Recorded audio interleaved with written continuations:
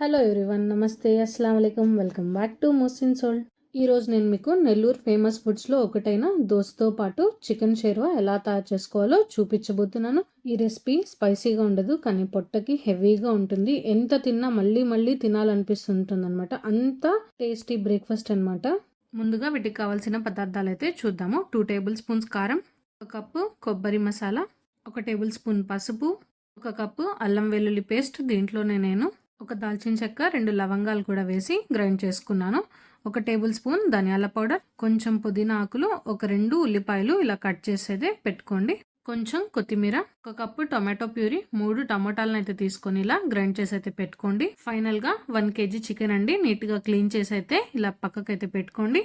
So షేర్వాకి కావాల్సిన పదార్థాలు అయితే చూసారు కదా. ఇప్పుడు ఒక గిన్నె అయితే తీసుకోండి. అందులోకి మనం నీట్ గా క్లీన్ చేసిన చికెన్ అయితే వేసుకుందాము. ఇందులోకి 1 టేబుల్ స్పూన్ రాళ్ళ ఉప్పు అండ్ 1 టేబుల్ స్పూన్ పసుపును అయితే వేసుకొని బాగా చక్కగా సాఫ్ట్ గా ఉడకనిద్దాము. ఇప్పుడు మనం షేర్వాన్ అయితే ప్రిపేర్ చేసుకుందాము. ముందుగా ఒక బాణల్ని అయితే తీసుకుందాము. కొంచెం వేడైన తర్వాత అందులోకి 2 టేబుల్ స్పూన్స్ ఆయిల్ అనేది వేసుకుందాము. కొంచెం వేడైన తర్వాత ఇందులోకి ఉల్లిపాయలు అనేది వేసి మంచి గోల్డెన్ కలర్ వచ్చేంత వరకు ఫ్రై చేసుకుందాము. చూసారా, మంచి కలర్ అయితే వచ్చాయి కదా ఉల్లిపాయలు. ఇప్పుడు ఇందులోకి 2 టేబుల్ స్పూన్స్ అల్లం వెల్లుల్లి పేస్ట్ అనేది వేసుకుందాము. ఇందులోనే స్పైసెస్ కూడా యాడ్ చేసి గ్రైండ్ చేసుకున్నాను కాబట్టి 5 నుంచి 6 నిమిషాల పాటు పచ్చి వాసన పోయేంత వరకు ఫ్రై చేసుకోవాలి.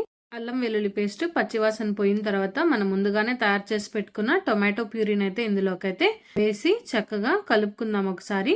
ఈ టొమాటో ప్యూరీ అనేది కనీసం ఒక 10 నిమిషాల పాటు ఫ్రై అవ్వాలి. కొంచెం ఫ్రై అయిన తర్వాత ఇందులోకి మనం 3 టేబుల్ స్పూన్ల కొబ్బరి మసాలానైతే వేసుకుందాము. కొబ్బరి పేస్ట్ అంతా బాగా చక్కగా ఈ ఉల్లిపాయలోకి కలిసే విధంగా కలుపుకొని దీన్ని కనీసం ఒక 10 నిమిషాల పాటు ఫ్రై చేసుకోవాలి. అప్పుడే ఈ కొబ్బరి పచ్చివాసన అంతా పోయి మంచి టేస్ట్ అయితే వస్తుంది. ఇప్పుడు ఇందులోకి 1 టేబుల్ స్పూన్ ధనియాల పౌడర్ అయితే వేసుకొని ఇందులోకి చక్కగా కలిసే విధంగా కలుపుకుందాము. మసాలా అంతా బాగా ఫ్రై అయిన తర్వాత ఇందులోకి 2 టేబుల్ స్పూన్ల కారం అనేది వేసుకుందాము. కారం అంతా ఈ మసాలాలోకి చక్కగా కలిసే విధంగా ఒకసారి కలుపుకుందాము. ఇప్పుడు ఇందులోకి 1 గుప్పెడు కొత్తిమీర పుదీనానైతే వేసి కలుపుకుందాము.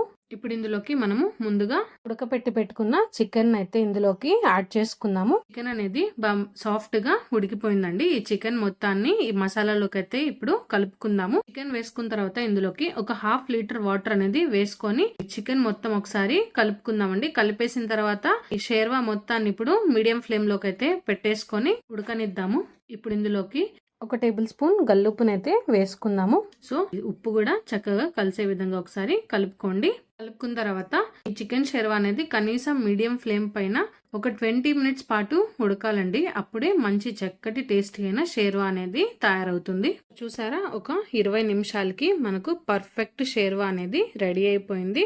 చూడండి, నూనె మొత్తం కూడా బాగా చక్కగా పైకైతే తేలుతుంది. సో అప్పుడే పర్ఫెక్ట్ చికెన్ షేర్వా అనేది రెడీ అయినట్టు. చపాతీలోకి చేసుకునే చికెన్ కర్రీ అనేది కంప్లీట్ గా డిఫరెంట్. దోశతో పాటు చేసే కర్రీ అనేది కంప్లీట్ గా డిఫరెంట్ అన్నమాట. చిత్తూరులో అండ్ నెల్లూరులో ఎక్కువగా ఈ దోశతో పాటు చికెన్ షేర్వాని ఎక్కువగా చూస్తుంటాము. అండ్ నేనైతే మా అమ్మ దగ్గర అయితే నేర్చుకున్నాను ఈ చికెన్ షేర్వాని. ఒక మంచి స్పెషల్ హెవీ బ్రేక్ఫాస్ట్ రెసిపీ అని చెప్పుకోవచ్చు. చికెన్ షేర్వాని అయితే ప్రిపేర్ చేసుకున్నాం కదా, దీంతో పాటు ఇప్పుడు దోశల్ని కూడా తయారు చేసుకుందాము. ముందుగా దోశ పెనాన్ని అయితే పెట్టేసుకొని కొంచెం బాగా వేడైన తర్వాత దీనిపైకి ఉల్లిపాయను అయితే రుద్దుకుందాము. ఆ తర్వాత దోశ పిండిని అయితే పెనం పైన వేసి ఇలా చక్కగా గుండ్రంగా తిప్పుకుంటే బాగా మంచి చక్కగా దోశలు అనేది తయారైపోతాయి.